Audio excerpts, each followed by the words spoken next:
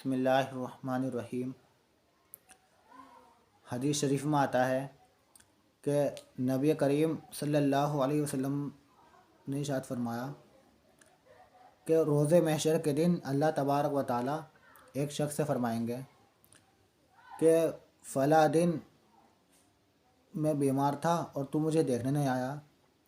तो वह शख्स कहेगा कि या अल्लाह, आप कैसे बीमार हो सकते हो? आप तो सारी दुनिया को रिज़्क़ देने वाले हो, तकलीफ़ देने वाले हो, फिर तकलीफ़ से शिफा देने वाले हो, आप कैसे बीमार हो सकते हो?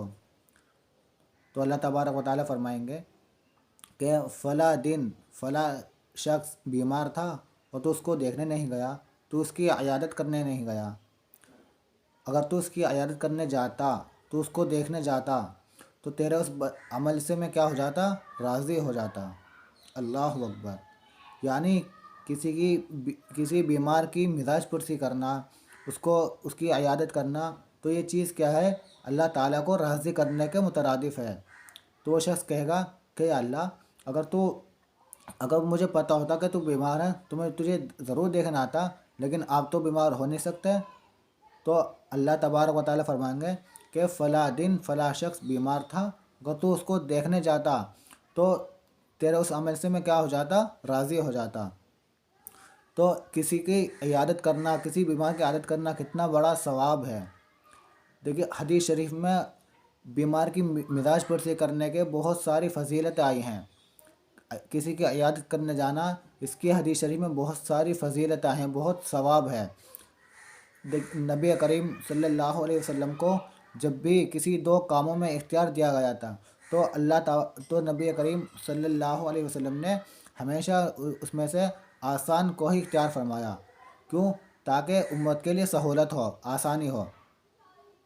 तो किसी बीमार की मिजाज परसी करने पर कितना बड़ा सवाब है।